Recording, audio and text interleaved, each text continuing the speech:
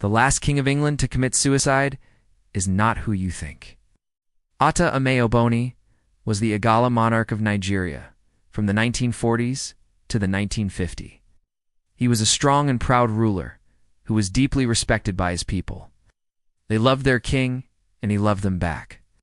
So when the British came to his kingdom and tried to impose their culture on the Igala people, King Attah Oboni resisted.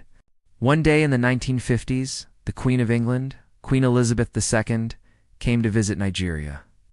She wanted to meet the kings and leaders of the various kingdoms in Nigeria, and she invited Attah Oboni to come and meet her.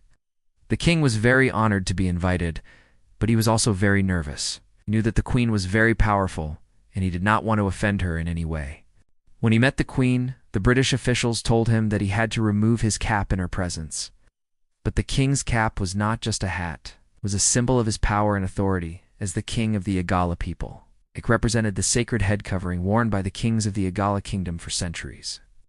Removing it would be a sign of disrespect to the queen and to his people. So the king politely told the British officials that he was very sorry, but he could not remove his cap. He explained to them the importance of the head covering to the Igala people and asked them to please understand that he could not break with tradition for a simple courtesy. The British officials were not happy with the king's response. They felt that he was being disrespectful to the queen, and they tried to pressure him to change his mind. But the king stood firm.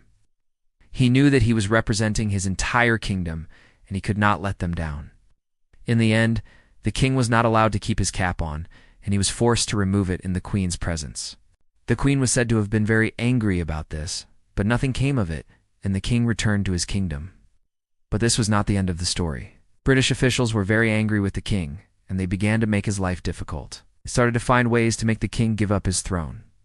And finally, in 1956, they forced the king to choose between his throne and his life. They told him that if he did not step down as king, they would remove him by force. The king was in a very difficult position. He could not give up his throne because it was not just a symbol of power, but a symbol of his people's identity. It represented the continuity of their culture and tradition. But the king was also a man of honor, and he could not accept being forced to give up his throne. So in the end, he chose to take his own life rather than be humiliated. And so the great King Attah Oboni died a tragic death. To this day, he is remembered as a hero who sacrificed himself for his people, and as a symbol of resistance against colonial intrusion.